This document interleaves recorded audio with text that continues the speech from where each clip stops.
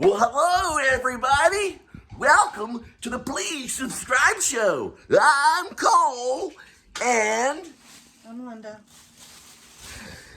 The purpose of the Please Subscribe Show is to entertain you. The purpose of the Please Subscribe Show is to entertain. Hello, everybody. My name is Cole, and welcome to the Please Subscribe Show. I'm Cole, and I'm Linda. Yes, hi, I'm Linda. And that's Linda. And we're part of the Please Subscribe Show. The purpose of the Please Subscribe Show is to entertain you. The purpose of the Please Subscribe Show is to entertain you. The purpose of the Please Subscribe Show is to entertain you. The purpose of the Please Subscribe Show is to entertain you.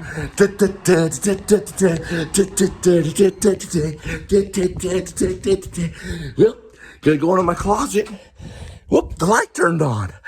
And then I'm gonna put it just like this. And I'm gonna get my belt. Look, I'm Jackson, Maine. Now, I'm gonna put on my pants. The purpose of the Please Subscribe Show is to entertain you. The purpose of the Please Subscribe Show is to entertain you. The purpose of the Please Subscribe Show is to entertain you. The purpose of the Please Subscribe. And here's my pants and my belt.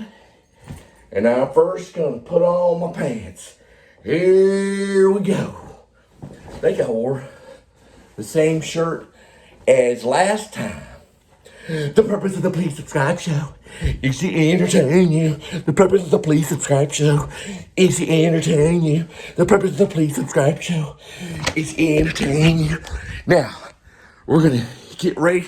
Whoops, forgot the belt. You gotta remember the belt if you're gonna do it. Put the belt on just like right here. There's my belt. Please Subscribe Show. Now, the Please Subscribe Show is to show you how this channel has gone from, really no one, to we're at right now 454 subscribers, I think. It was 455. And I told Linda, I said, Linda, if we get to 500, serious shit. Serious stuff. I'm trying to get this belt right here. Anyway, and we're close. All we need is 50 more subscribers. So tell your friends, and also I'm writing a new play, too. So that's part of it, too, right here. All right. It's a new play that I'm writing. All right, you ready? All right, come on. Yes, will you, please. All right, we invite you to join us today on our special adventure. Linda and me, Cole, and thanks so much for watching. You tag along with us, or what's a good one to say? Tag along with you. I don't know. Let's say, gotta come up with it. We gotta score something on it. Oh yeah, I remember now. Don't leave your television. Stay tuned. Stay tuned. Stay tuned. We got stuff coming up. I haven't done a cooking show in a while. I'm trying to do like a real exciting intro. What is that? Sausage. Oh, sausage. You thaw that out and eat it. Anyway. What did I say yesterday? Stay tuned. Stay tuned. Okay, stay by your television. Keep watching. And come along with us. Thank you, sweetie. What did you bring me? A squirt. Oh, a squirt? Thanks.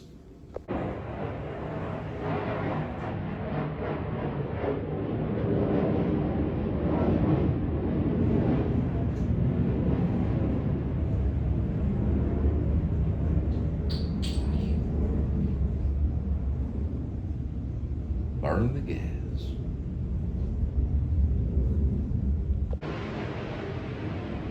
Burn that jet fuel. Burn it.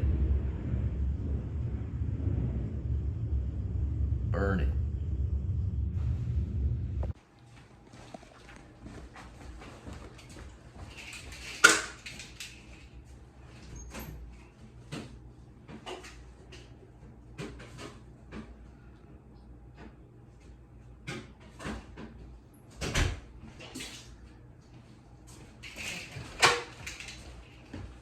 And welcome to the Please Subscribe Show. I'm Cole, I'm Linda. and this is a memory device. It's called a roll of toilet paper. Because we ran out of toilet paper and we gotta go buy toilet paper today. We're buying toilet paper today. Hello. Hello. Hello, and Welcome to the you'd Please rather have toilet Subscribe paper Show. than food. I would. It is true. Because if you're going to eat, you have to have this as well. It's the MacGuffin. Now, we are on our way. What in the world is that? Getting some kind of call from somebody. Let me turn that off. There we go. Don't you love those cameras where you can talk on them too? How y'all doing? How's it going? How's it going?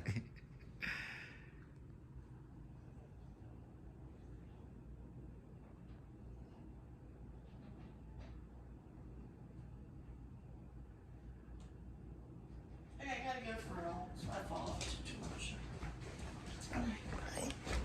No, come on. Okay. And welcome to the Please Subscribe Show. Come along with us. Keep that TV going. Stay tuned. We've got a big adventure waiting for you. Big smile. All right, as you can see, I wrote down 2 things that we need at the grocery store tonight, which is toilet paper and Mucinex. Yes, we do. Yes, we do. Nobody wants a snotty nose. Good. I don't need to get rid of this powder. So I'm reading about Alfred Hitchcock, and I know that he was Roman Catholic. He was born in 1899. Of course, he's passed away in 1980. So he's been gone for quite a bit of time. But he did mention the MacGuffin. This was a mysterious thing in film today that really no one talks about. The MacGuffin, what it's been compared to is, if you ever seen the movie Raiders of the Lost Ark, well, the Ark of the Covenant is the MacGuffin. That's what it's been compared to. What Hitchcock said, and I'm paraphrasing, but he said the MacGuffin is what the audience doesn't care about, but it's what the spies care about. So it's an interesting way to look at a device in filmmaking. And that came right out of Alfred Hitchcock. No one ever talks about it. It's a mysterious thing. Never heard it until today. It's August 31st, 2022. That's whenever I just now have discovered the MacGuffin. Now, another thing that the MacGuffin is if you've ever seen the Maltese Falcon, it's the actual statue of the Falcon. So it's something the audience just kind of forgets about, and then it comes back later. If you're watching this, what do you think the MacGuffin is in Psycho? I thought that was an interesting thing, because Alfred Hitchcock made Psycho. I thought it could be the mother, maybe. You know, it's tough because every film has kind of like a version of the MacGuffin in one way or another. Anyway, it's something to think about. And I'm headed out. It's August 31st, 2022. Keep tuned.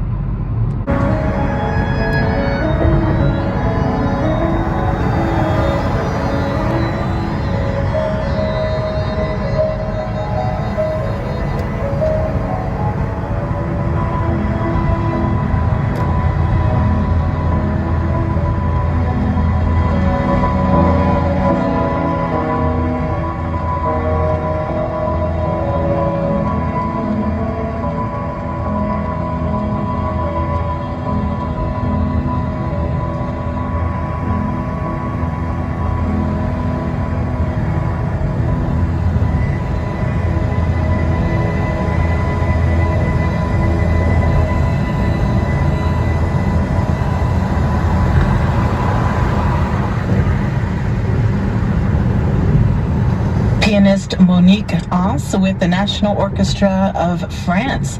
This was Maurice Ravel's Piano Concerto in G major. We heard the second movement, the Adagio Assai, conducted by Paul Paré on Classical 101.1 WRR.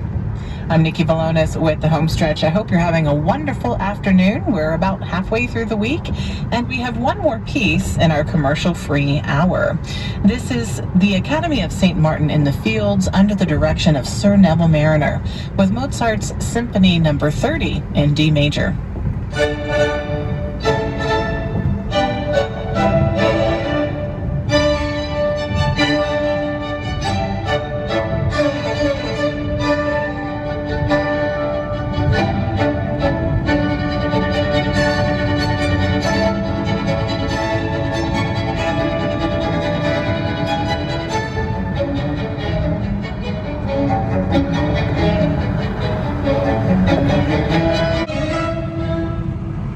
The thing about Hitchcock that I like is how he can be used in modern day filmmaking. Even back in the 70s when Martin Scorsese made Taxi Driver, he drew from The Wrong Man, which was an older, film. It wasn't he wasn't drawing from modern day film. Well, from that time in the 70s, Scorsese was taking from like Alfred Hitchcock, which was another time. So sometimes it's better. Now I've noticed in acting when we'd study character pieces, we'd study paintings, and I think even filmmakers do as well. It's very similar, acting and filmmaking. The major difference is the actor is more of the craftsman, and the filmmaker is the inventor. Now, The Wrong Man came out, if I'm not mistaken, it came out in 1956, and Taxi Driver was released in 1976. So we're talking about 30 years. Or was that 20? No, 20 years. 56, I'm sorry, 20 years. So about a 20-year difference. 2 decades. He was going back 2 decades when he did Taxi Driver, and he drew from a film called The Wrong Man, The Wrong Man was directed by Alfred Hitchcock. So Martin Scorsese was borrowing from Alfred Hitchcock. We borrow from one another. We find the things that are going to work from other places. It's like a recirculation of dreams. I like these clouds right here. What's interesting about The Wrong Man is that it deals with law in a very interesting way. And they convict the wrong man, in which Henry Fonda plays this husband, and the wife is strucken by it so horribly she has to be put into a sanatorium. And it kind of makes a comment. I'm saying that Alfred Hitchcock was Roman Catholic, but it kind of has a Protestant addressing the law and what is right and wrong. And they convict him for some type of it's like I don't have to go back and really watch it. It looked like they did a handwriting analysis to see if his handwriting matched. I guess there was like a robber that was loose in the city, it was like a bank robbery or something, and then I don't know if it led to a murder or whatever. Then they finally realized it wasn't him, and they released him. He went back to the sanatorium to check on his wife. His wife went crazy, and she was stuck there. He couldn't get her out of it. And he tried to, tell her it's over. I was convicted wrongly. It's not, I'm okay. Nowadays, departments would be sued, judges would lose their jobs, police would be put in jail for false arrest, all kinds of stuff, right? But back then, the law, it's a very, very, very good study of law, because they just pull him right off the sidewalk in front of his house. I believe it's like a city like New York City or something like that. I'm still studying the film. Now, you got to remember, these are hard films to get a hold of. But it looks like a good one. And, and I never really thought about Taxi Driver studying law, but in a way it kind of does. The subject of Taxi Driver is hard to say. I think every film has a subject. But with The Wrong Man, I would say that it's about the corruption of law, because they needed to pin this crime on somebody. So that's corruption. When you do stuff out of convenience, it's because that's what the law does. It's a form of corruption. But in Taxi Driver, it's kind of, I was thinking like Hitchcock was the type that scared people or put them in suspense. And Scorsese is a type that threatens. It's like a threat, you know.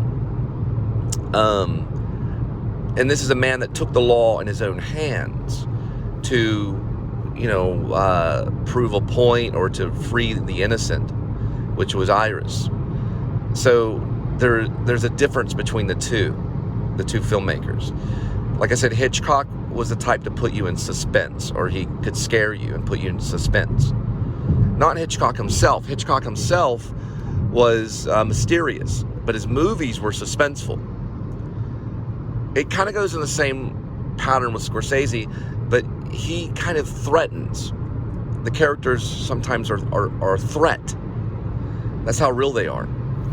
And it's a different feeling. It's not necessarily suspense. You know, I was like, what's the major difference between Scorsese and Hitchcock? Well, I'm threatened by Scorsese's characters. They're like a threat. Gangster films kind of thing. And then on the other end, Hitchcock was putting you in suspense. It could be like anybody.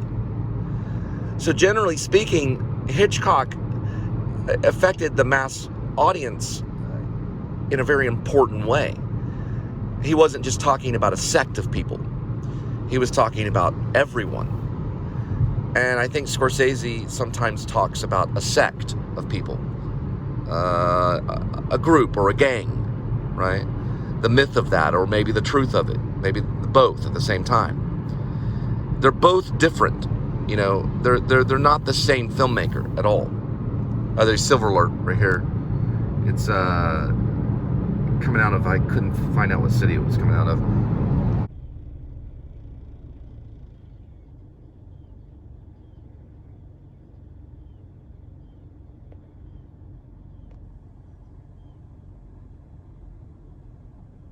I came over to this other part of Arlington. It looks really nice. It's like there's a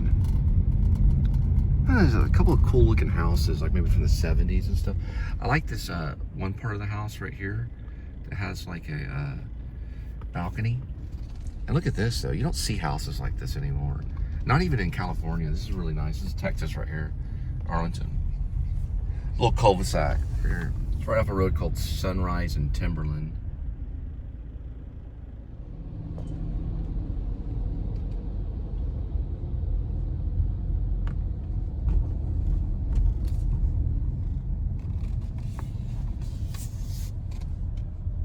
So I'm gonna try out Tom Thumb, see how cheap it is. They actually have some pretty good hot dogs here. I didn't get that big of a lunch. I'll give it a try.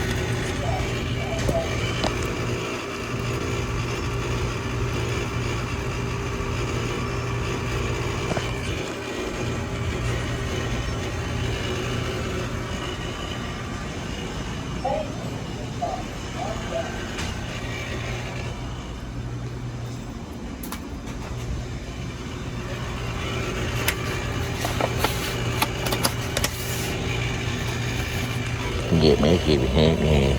I got some reward points right here, so we're getting gas for a pretty good price.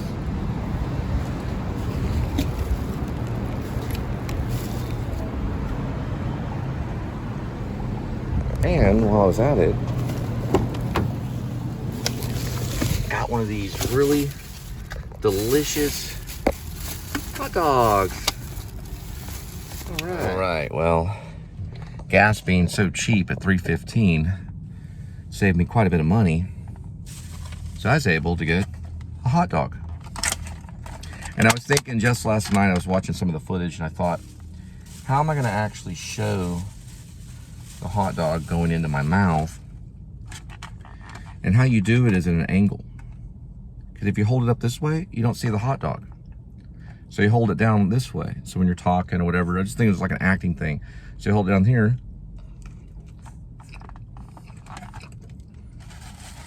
It's about the angle. Oh, Tom Thumb, you're so great. What a wonderful grocery store you are. You overprice your chips, but that's okay. Cause everything inside is nice.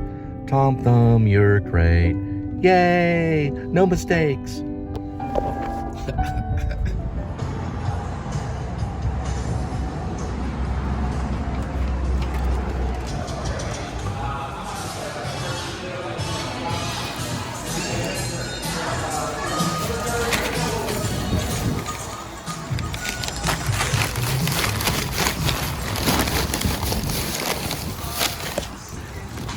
It is the one and only AT&T Stadium. You can see it from way back here by Torchy's Tacos. AT&T Stadium, brought to you by AT&T and the Dallas Cowboys. I personally don't use AT&T, but I think it's a cool stadium. So anyway. I'm looking for building 406, and the apartment is, I don't know, 20-something, I don't even know, I'm not gonna worry about that. But this is what I have to look at when I'm looking for building numbers. Obviously, that doesn't work out. They should put a building number that hangs from the outside of this so you can see it when you're driving by. Now you can see it right here. See how that's clear? And that one right there has a light underneath it. So that actually is a pretty good design on a building number. You've got a light underneath it and an address with apartment numbers underneath that. See how that works? Interesting things. I see interesting things when I'm doing these deliveries. You can see tires right here. Let's see. There's the tires. And then that light pole fell down because of the wind. Because there's a lot of rain that had come through and knocked off these light poles and stuff.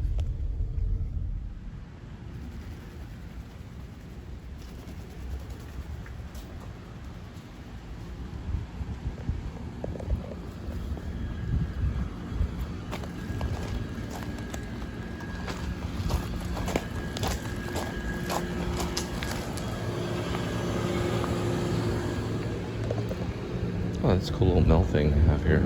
Those look pretty secure too.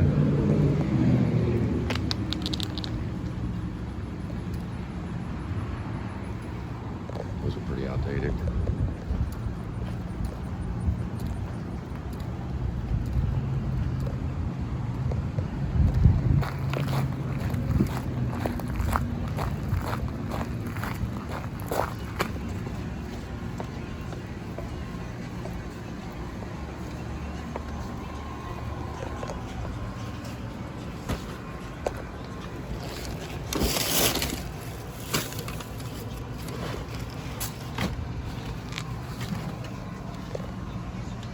A Little Caesar, and they're really good for pickup. They've got like a portal number, so you just go in and put a portal number in, pick the pizza up, walk. I'll try to show it to you when I get there. Not all of them use it as much, but when they do, it's real smooth. You just go in there, put a number in there, boom, get the pizza, gone. 1, 2, 3. 1, 2, 3. All the way from Louisiana, the sportsman paradise. All right, so we're gonna check to see if these Little Caesars has the portal numbers. We just put the portal number in and pick it up and go. Pretty easy.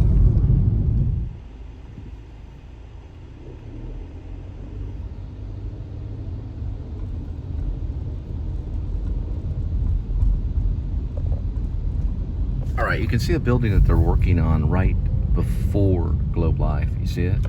That's a new building that's going to be part of the entertainment and tourist attraction. Right next to that is Choctaw.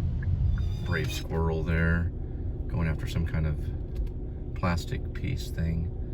Doesn't really. He's a runaway. There he is.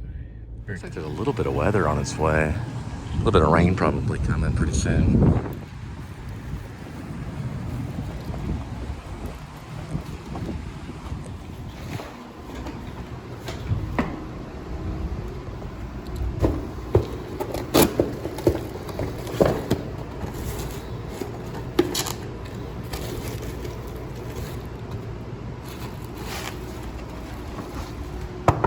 Sometimes I like listening to this classical music. Just kind of, you know, like calms you down and gets you kind of in a zone.